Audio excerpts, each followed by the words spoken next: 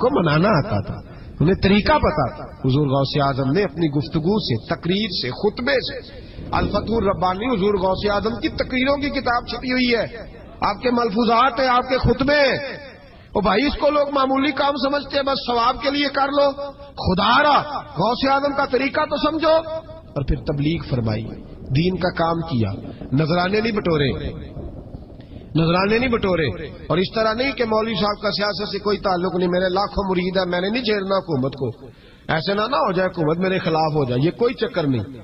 بادشاہ وقت آیا نذرانہ دینے، وقت کا بادشاہ نذرانہ دینے آیا.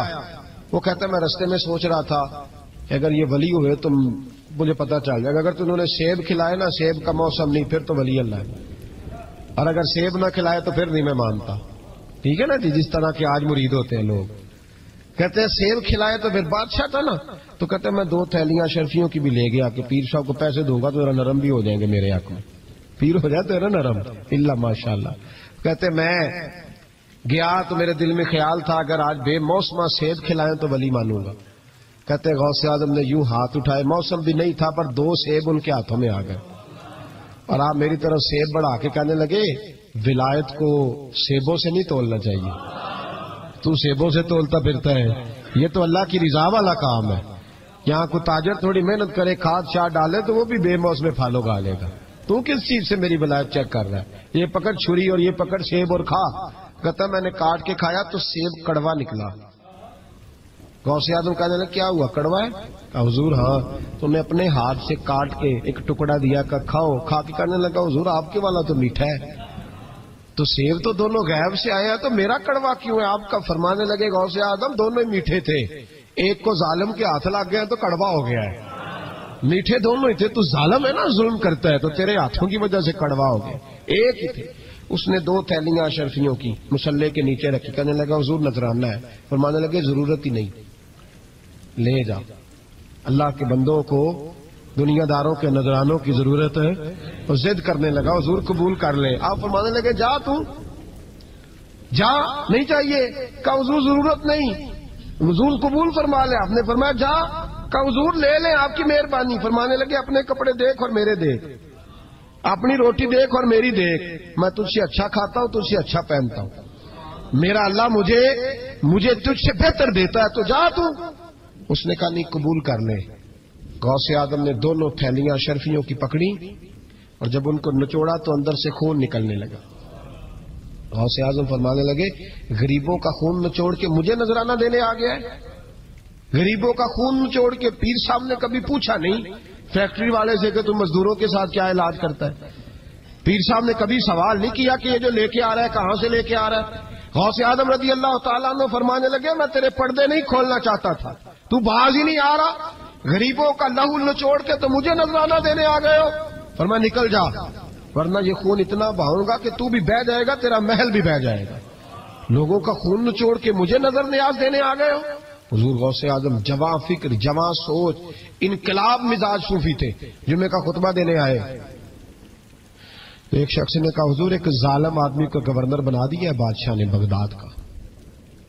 کہنا چاہیے تھا نا میری مسجد میں بڑا رش ہے، مجھے کیا لگے، میرے مدرسے میں طالب علم ٹھیک ہے، لنگر صحیح پک رہا ہے، ٹھیک ہے بناتا تو بناتا پھر لوگوں پہ ظلم ہوگا نا. لیکن یہ طریقہ دین کا طریقہ نہیں. لوگ ظلم کا شکار ہوتے رہے، حکومتیں مرضی کرتے رہے، صوفی کہے میرا نہ کوئی مخالف ہو جائے. آج ہمارے زمانے میں شوق ہے کہ مجھے کوئی برا نہ کہے. وہ بھائی کہہ لے جس نے برا کہنا ہے کہے، یہ کوئی بری بات ہے؟ قرآن کہتا ہے اللہ کے بندوں کی علامت یہ ہے یجاہدون فی سبیل اللہ، وہ اللہ کے راستے میں جہاد کرتے ہیں. ولا یخافون لومۃ لائم، اور کوئی انہیں برا کہے تو وہ اس کی پرواہ نہیں کرتے، وہ جہاد میں لگے رہتے. کہے جس نے کہنا ہے سانو تخت ہزارے دی لوڑ کی ہے، نالے کی لگے شہر ببول دے نال، اسی اپنی بال کے سیکنے آ، سانو کی لگے کسی اور دے نال. کہے جس نے کہنا ہے کوئی پرواہ نہیں، بات کھری اور سچی ہونی چاہیے. موج کرے جس کا جو دل کرتا ہے، جس کا جو دل کرتا ہے. میں ایک جگہ میں نے بڑی تگڑی تقریر کی کہ سیالکوٹ کے قریب بڑی سخت 2 4 5 نعت خان تھے، وہ بھی عشق کی ڈگریاں بانٹ رہے تھے اور بڑے انہوں نے نوٹ کٹھے کیے تھے. اوپر سے میرا نمبر لگ گیا تو میں نے انہیں کہا، وہ ایک بڑا شور کر رہا تھا یوں کر دیں گے ختم نبوت کے لیے، یوں کر دیں گے. تو داڑھی بالکل تازی صفائی کرا کے آیا. امام سے سیدھا محفل پہ آ گیا تھا. میں کہ بیلیا تیرے کو داڑھی دا پار تے چکیا نہیں جانا تے سارے دین دا کیویں چکے گا؟ وہ تو چک لے, وہ تیرے کو تھوڑا جہا بھی نہیں چایا جا رہا. ایک اور تھا اس میں, مجھے کہنے لگا میں تمہیں نویں نعت سنانی. میں کہا تیری مہربانی, مینوں کو پرانی سنائی. نویں کلام میرے کو نہیں ہضم ہوندے جڑے تسی شروع کیتے نے ڈم ڈم. تو مسئلہ خراب ہو گیا. ایک پیر صاحب بھی بیٹھے تھے. آپ یقین کریں نبی پاک کی نعت ہو رہی ہے اور اشارہ پیر کی طرف ہو رہا ہے. اشارہ پیر کی, حضور کی نعت, نبی پاک کی نعت ہو رہی اور اشارہ. بھائی جو شعر حضور کے نام کیا وہ کسی پیر پہ فٹ کرنا درست ہے؟ وہ بھی مست ہویا 100 دے نوٹ کٹ کٹ کے دے رہے ہیں. میری گل ہو رہی. تو میں نے کہا شرم کرو, اللہ سے ڈرو. اور باہر نکلے نا تو ٹائر پنکچر تھا گاڑی کا, گاڑی کا ٹائر پنکچر تھا. تو میں ایک بندے نو کیا بھی انہیں پہنچنا ہے, اس دن مجھے واپس وزیر آباد بھی آنا تھا. ٹائر پنکچر ہو گیا تو مینوں کہنے لگا کسی نعت خانے کے علم آ رہا تہاڈی گڈی نو, تسی چھڑ دے نہیں نا کسی دی گل. تے انہیں دوجا بھی کر چھڑنا سی, اودی مہربانی سمجھو نے ایک کیتا. یہ حال ہو گیا ہمارا کہ لوگ اب پوزیشن اس طرح کی کسی کو سمجھائے وہ مخالفت کرتا ہے. انہوں نے بعد میں میٹنگ کی, انہوں کہنے لگے تو کتوں مولوی بلا لیا, اگوں نے انجدہ بلائی. کس طرح کا آدمی تھا, سب کو اس طرح. اور بڑی بڑی عجیب حرکتیں. میں یہ لودرا ملتان سائڈ پہ 2-3 دن کے لیے تو نقیب محفل, وہ بےزتی کری جائے مجمے دی. تسی بول دے نہیں, تسی سبحان اللہ ہی نہیں آندے. ایڈا رکھا مجمع کدے نہیں ویکھے. کنج دے تسی بندے ہو, مینوں تسی یاد رہو گے. بوڑھے بوڑھے لوگ بیٹھے ہیں, ٹھنڈ کا موسم ہے, کری جا رہے. وہ میرے سے نہ برداشت ہوا. کبھی کبھی وہ رگ بڑی تنگ کرتی ہے. کچھ دیر تو میں نے برداشت کیا, تو بعد میں بول ہی پڑا. میں کہ بھائی بہ جا, تیری مہربانی, تو پیسے لے کے مفت آئے نہیں سارے, اے چنگے نہیں تیرے نالوں, اے فری بیٹھے مفت بیٹھے. تو تے پیسے لے گئے. مجھے انہوں نے بتایا کہ 15,000 تو نے پہلے لیا. کس بات کا لیا؟ تو یہ کوئی مذہب کا کام ہے کیا؟ چکر چلایا ہوا ہے, یہ کوئی طریقہ ہے؟ یہ اس طرح دین پھیلتا ہے؟ غوث اعظم جیلانی, حضور شیخ عبد القادر جیلانی, یہ لوگ اگر بادشاہوں کی ٹی سی کرتے تو انقلاب نہ برپا ہوتا. حضور غوث اعظم رضی اللہ. اور جو آ رہا ہے چودھری صاحب عاشق کے رسول ہیں, اس لیے کہ 50,000 دیا محفل میں, تو بس 50,000 کا عشق مل جاتا ہے. کیا تماشا لگ گیا؟ غریب آدمی میلاد کی محفل میں بھی ویڈیو کے پیچھے بیٹھتا ہے, نہ ساڑھ کو دتھی ہے نہ آگے انہیں ہے. اس چکر سے باہر آئے. غوث اعظم رضی اللہ تعالیٰ عنہ اس لیے لتاڑ لیتے تھے یہ لوگ کہ ان کے اندر لالچ نہیں تھا, کسی شخص کے ساتھ کوئی ذاتی مسئلہ نہیں تھا. بڑی مخالفت کی لوگوں نے ان کے زمانے میں بھی ان کی. جمعہ پڑھانے آئے, ایک شخص نے کہا حضور ظالم آدمی گورنر بنا دیا بادشاہ نے. غوث اعظم نے ممبر پہ چڑھ کے فرمایا میں جمعہ پڑھانے لگا ہوں, میرا جمعہ ختم ہونے سے پہلے میرا حکم ہے کہ بادشاہ گورنر بدل دے. یہ نہیں کہا میرا بیٹا بنا دے, میرا مرید بنا دے, وہ میرا رشتہ دار لگا دے. فرمایا حکم دیتا ہوں کہ جمعہ ختم ہونے سے پہلے گورنر بدل دو, ورنہ میرا نام عبد القادر جیلانی ہے, جمعے کے بعد میں خود بدل دوں گا. میں بدل دوں گا جمعے کے بعد. ہر مشکل دی کنجی یارو ہاتھ مرداں دے آئی, میں بدل دوں گا جمعے کے بعد, اور تم دیکھو گے بدلا جائے گا. لوگ کہتے ہیں جمعے کی نماز پڑھ کے نکلے تو بادشاہ دروازے پہ کھڑا تھا, کہنے لگا حضور مہربانی کرے ناراض نہ ہونا, بدل دیا گورنر. ہم نے گورنر, یہ شان تھی غوث اعظم کی کہ غوث اعظم جو کہہ دیں رب ویسا کر دے. لیکن عاجزی کیا تھی؟ شیخ سعدی فرماتے ایک بوڑھے کو کسی شخص نے بیت اللہ کے ساتھ پتھر پہ سر رکھ کے روتے دیکھا, اور وہ بزرگ بوڑھے کہہ رہے ہیں یا اللہ قیامت کے دن مجھے اندھا کر کے اٹھانا, اندھا کر کے, کہیں ایسا نہ ہو تیرے نیک بندوں کے سامنے میں شرمندہ ہو جاؤں, اور مولا مجھ سے درگزر والا معاملہ کرنا, مجھ سے سوال نہ کرنا, میں کمزور ہوں. رو رہے ہیں. کہتے میں قریب گیا تو میں نے جا کے دیکھا کہ پتہ تو کروں کون گناہگار ہے, میں بھی اس کے لیے دعا کرتا ہوں. وہ بزرگ کہتے ہیں جب ان بزرگوں نے چہرہ اٹھایا تو میری چیخ ہی نکل گئی, یہ تو غوث اعظم جیلانی ہے. ایک طرف حالاتی ساری کر کر زاری نیند اکھاں تی توندے, فجر اوہی گناہگار کا آون سب تو نیویں ہوندے. جن لوگوں نے سینکڑوں سال ہو گئے جن کو گئے, اور آج بھی ان کی جلائی ہوئی شمع روشن ہے. جنہوں نے اپنی زندگی ساری دین کے کام میں لگائی, 40 سال تک ساری رات اللہ کی عبادت کی, کتابیں لکھی, دین پڑھایا, لیکن جب رب کے ساتھ تعلق ہوا تو کہا نہیں ہم کمزور ہیں, یا اللہ معافی دے. بھائیو ہمارے بزرگوں نے ہماری تربیت کی, انہوں نے ہمیں سمجھایا, انہوں نے ہمیں کہا کہ فیض فیض اس چیز کا نام نہیں کہ تو کہے بڑے میرے بارے نیارے ہو گئے، دکان چمکنے لگی. فیض تو یہ ہے کہ تیرا دل دین سے کتنا جڑا، تیرے اندر روحانیت کتنی پیدا ہوئی، اخلاقی قدریں تیری کتنی بحال ہوئی. غوث اعظم سے کسی نے کہا تو حضور دعا قبول نہیں ہوتی، فرمایا 3 شرطیں ہیں، تیری ہر دعا اللہ قبول فرمائے گا.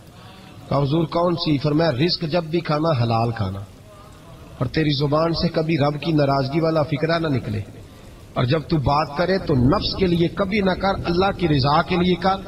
عبد القادر وعدہ کرتا ہے تو جو دعا بھی کرے گا مالک تیری قبول فرمائے گا. اپنے نفس کی رضا کے لیے، اپنے باطن کو خوش کرنے کے لیے سارا دن داستانے نہ چھیڑ، اللہ کی رضا کے لیے بول. ہم کتنا بولتے ہیں لیکن نفسانی باتیں، نفسانی خواہشیں، یہ کہنے کے لیے کہ لوگ نیچا دیکھ لیں گے کیا ہو جائے گا. خدا را اللہ کی رضا کے لیے جب بولیں گے تو اللہ راضی ہوگا. انشاءاللہ آئندہ جمعہ تو مبارک ہو، جمعے کی نماز کے دوران ہی 11ویں شریف پڑھیں گے انشاءاللہ. جمعے میں پھر سے حضور غوث پاک کی بات کریں گے، جمعے کے بعد ان کی منقبت سنیں گے انشاءاللہ، اور لنگر شریف پکائیں گے انشاءاللہ 11ویں کو، اور حضور غوث اعظم کی نیاد مل کے کھائیں گے انشاءاللہ، کیونکہ اگلا جمعہ 10 ربیع ثانی کو آئے گا انشاءاللہ. آپ حضرات سے بھی اپیل ہے کہ اپنے گھر میں جو پکا ہو اس پر زیادہ سے زیادہ قرآن پاک پڑھیں، اور اپنے ہی گھر میں بیٹھ کے کھائیں، لیکن میرے غوث اعظم کا دن ضرور منائیں، ضرور دن منائیں. کوشش کریں روزانہ رات کو، اور کچھ نہ ہو سکے تو ایک دفعہ سورۃ یاسین ہی پڑھیں. غوث اعظم سے مالک کو بڑا ہی پیار ہے، اور جو غوث پاک سے پیار کرے اللہ اس سے بھی بڑی محبت فرماتا ہے. لہذا ضرور اس چیز کی طرف توجہ کریں. اللہ تعالیٰ توفیق عمل عطا فرمائے. آخر دعوانا ان الحمدللہ رب العالمین. محفل کرانے والا پاویں بجلی چوری کرتا ہوگا تو آج کے رسول ہے. تو یہ باہر آئے حضور غوث اعظم، ہر روز محفل ہوتی تھی، لیکن جو آتا تھا اللہ اس کا دل بدل دیتا تھا.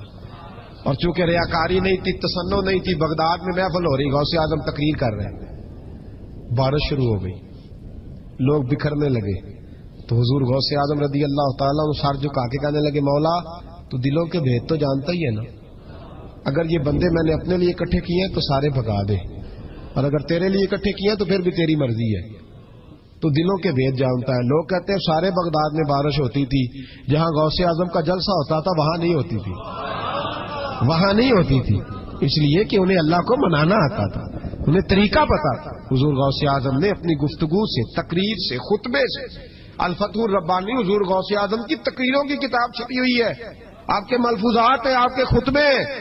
او بھائی اس کو لوگ معمولی کام سمجھتے ہیں، بس ثواب کے لیے کر لو. خدا را غوث اعظم کا طریقہ تو سمجھو. اور پھر تبلیغ فرمائی، دین کا کام کیا، نذرانے نہیں بٹورے، نذرانے نہیں بٹورے. اور اس طرح نہیں کہ مولوی صاحب کا سیاست سے کوئی تعلق نہیں، میرے لاکھوں مرید ہے، میں نے نہیں چھیڑنا حکومت کو، ایسے نہ ہو جائے حکومت میرے خلاف ہو جائے، یہ کوئی چکر نہیں. بادشاہ وقت آیا نذرانہ دینے، وقت کا بادشاہ نذرانہ دینے آیا. وہ کہتا ہے میں رستے میں سوچ رہا تھا کہ اگر یہ ولی ہوئے تو مجھے پتہ چل جائے گا، اگر تو انہوں نے سیب کھلائے نا، سیب کا موسم نہیں، پھر تو ولی اللہ ہے، اور اگر سیب نہ کھلائے تو پھر نہیں میں مانتا. ٹھیک ہے نا جی، جس طرح کے آج مرید ہوتے ہیں لوگ، کہتے ہیں سیب کھلائے تو پھر بادشاہ تھا نا. تو کہتے ہیں میں 2 تھیلیاں شرفیوں کی بھی لے گیا کہ پیر صاحب کو پیسے دوں گا تو ذرا نرم بھی ہو جائیں گے میرے حق میں، پیر ہو جاتے ہیں نا نرم، اللہ ماشاء اللہ. کہتے میں گیا تو میرے دل میں خیال تھا اگر آج بے موسمہ سیب کھلائیں تو ولی مانوں گا. کہتے غوث اعظم نے یوں ہاتھ اٹھائے، موسم بھی نہیں تھا پر 2 سیب ان کے ہاتھوں میں آ گئے، اور آپ میری طرف سیب بڑھا کے کہنے لگے ولایت کو سیبوں سے نہیں تولنا چاہیے، تو سیبوں سے تولتا پھرتا ہے، یہ تو اللہ کی رضا والا کام ہے. یہاں کو تاجر تھوڑی محنت کرے، کھاد شاد ڈالے تو وہ بھی بے موسم پھل اگا لے گا، تو کس چیز سے میری ولایت چیک کر رہا ہے؟ یہ پکڑ چھری اور یہ پکڑ سیب اور کھا. کہتا میں نے کاٹ کے کھایا تو سیب کڑوا نکلا. غوث اعظم کہنے لگا کیا ہوا، کڑوا ہے؟ حضور ہاں. تو میں اپنے ہاتھ سے کاٹ کے ایک ٹکڑا دیا کہ کھاؤ. کھا کے کہنے لگا حضور آپ کے والا تو میٹھا ہے. تو سیب تو دونوں غیب سے آیا تو میرا کڑوا کیوں ہے؟ آپ کا فرمانے لگے غوث اعظم دونوں ہی میٹھے تھے، ایک کو ظالم کے ہاتھ لگ گیا تو کڑوا ہو گیا ہے، میٹھے دونوں ہی تھے. تو ظالم ہے نا، ظلم کرتا ہے، تو تیرے ہاتھوں کی وجہ سے کڑوا ہو گیا، ایک ہی تھے. اس نے 2 تھیلیاں شرفیوں کی مصلے کے نیچے رکھی، کہنے لگا حضور نذرانہ ہے. فرمانے لگے ضرورت ہی نہیں، لے جا. اللہ کے بندوں کو دنیا داروں کے نذرانوں کی ضرورت ہے. اور ضد کرنے لگا حضور قبول کر لے. آپ فرمانے لگے جا تو جا، نہیں چاہیے. کہا حضور ضرورت نہیں. وضول قبول فرما لے. آپ نے فرمایا جا کہ حضور لے لیں آپ کی مہربانی. فرمانے لگے اپنے کپڑے دیکھ اور میرے دیکھ, اپنی روٹی دیکھ اور میری دیکھ, میں تجھ سے اچھا کھاتا ہوں, تجھ سے اچھا پہنتا ہوں, میرا اللہ مجھے تجھ سے بہتر دیتا ہے, تو جا تو. اس نے کہا نہیں قبول کر لے. غوث اعظم نے دونوں تھیلیاں اشرفیوں کی پکڑی اور جب ان کو نچوڑا تو اندر سے خون نکلنے لگا. غوث اعظم فرمانے لگے غریبوں کا خون نچوڑ کے مجھے نذرانہ دینے آ گیا ہے. غریبوں کا خون نچوڑ کے. پیر صاحب نے کبھی پوچھا نہیں فیکٹری والے سے کہ تم مزدوروں کے ساتھ کیا علاج کرتا ہے. پیر صاحب نے کبھی سوال نہیں کیا کہ یہ جو لے کے آ رہا ہے کہاں سے لے کے آ رہا ہے. غوث اعظم رضی اللہ تعالیٰ عنہ فرمانے لگے میں تیرے پردے نہیں کھولنا چاہتا تھا, تو باز ہی نہیں آ رہا, غریبوں کا لہو نچوڑ کے تو مجھے نذرانہ دینے آ گئے ہو. فرمایا نکل جا ورنہ یہ خون اتنا بہاؤں گا کہ تو بھی بہہ جائے گا, تیرا محل بھی بہہ جائے گا. لوگوں کا خون نچوڑ کے مجھے نظر نیاز دینے آ گئے ہو. حضور غوث اعظم جواں فکر, جواں سوچ, انقلاب مزاج صوفی تھے. جمعے کا خطبہ دینے آئے تو ایک شخص نے کہا حضور ایک ظالم آدمی کو گورنر بنا دیا ہے بادشاہ نے بغداد کا. کہنا چاہیے تھا نا میری مسجد میں بڑا رش ہے, مجھے کیا لگے, میرے مدرسے میں طالب علم ٹھیک ہے, لنگر صحیح پکڑا ہے, ٹھیک ہے بناتا تو بناتا پھر لوگوں پہ ظلم ہوگا نا. لیکن یہ طریقہ دین کا طریقہ نہیں. لوگ ظلم کا شکار ہوتے رہے, حکومتیں مرضی کرتے رہے, صوفی کہے میرا نہ کوئی مخالف ہو جائے. آج ہمارے زمانے میں شوق ہے کہ مجھے کوئی برا نہ کہے. وہ بھائی کہہ لے جس نے برا کہنا ہے کہے, یہ کوئی بری بات ہے. قرآن کہتا ہے اللہ کے بندوں کی علامت یہ ہے یجاہدون فی سبیل اللہ, وہ اللہ کے راستے میں جہاد کرتے ہیں. ولا یخافون لومۃ لائم, اور کوئی انہیں برا کہے تو وہ اس کی پرواہ نہیں کرتے, وہ جہاد میں لگے رہتے. کہے جس نے کہنا ہے سانو تخت ہزارے دی لوڑ کی ہے, نالے کی لگے شہر ببول دے نال, اسی اپنی بال کے سیکنے آ, سانو کی لگے کسی اور دے نال.